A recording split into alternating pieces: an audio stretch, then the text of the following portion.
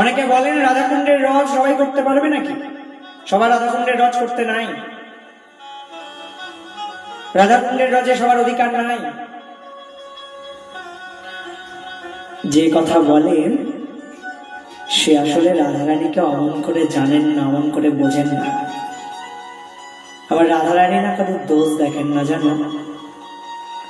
রাধারানী কারোর দোষ দেখেন না। তার কাছে যে যায় রাধারানী তারই কৃপা করেন। কৃপা না করে থাকতেই পারেন না, কারণ কৃপাময়ী তিনি, করুণাময়ী তিনি, এটাই তার স্বভাব। যে আর তার থেকেও বড় কথা, ছোট্ট শিশুটি যদি অমন করে নোংরা মেখে মায়ের কাছে এসে দাঁড়ায়, তার শরীরে নোংরা লেগে আছে বলে মা কি তারে দূরে ঠেলে দেয়? মা কি তারে দূরে সরিয়ে দেয়? না না না, মা তারে আদর করে কোলে তুলে নিয়ে তারে ধুয়ে মুছে পরিষ্কার করে দেয়। এটা মায়ের স্বভাব। আমার রাধারানীও ওই প্রকার, জানো? আমরা যতই নোংরা মাখি না কেন, নোংরা মেখে একবার যদি গিয়ে রাধারানীর শ্রীচরণের সামনে দাঁড়াই, রাধারানী না দূরে সরিয়ে দেবেন না, জানো? রাধারানী অমন করে আদর করে কাছে টেনে নেবেন। তুমি বলছো রাধাকুণ্ডের রজ সবাই করতে পারে না, সবার অধিকার নাই,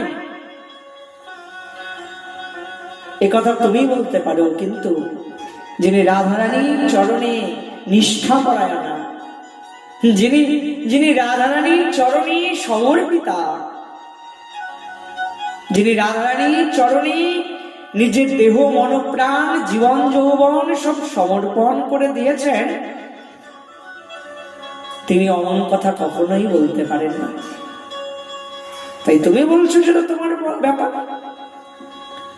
তুমি বলছো তোমার যারা অনুগত তাদেরকে তুমি অমন কথা বলতেই পারো, কিন্তু রাধারানীর চরণে যারা আশ্রিত তাদেরকে তুমি এই উপদেশ করতে পারো না যে রাধাকুণ্ডের রজ দেওয়ার অধিকার সবার নাই, তোমরা রাধাকুণ্ডের রজ ধারণ করতে পারো না। এ কথা তারা মানবে না।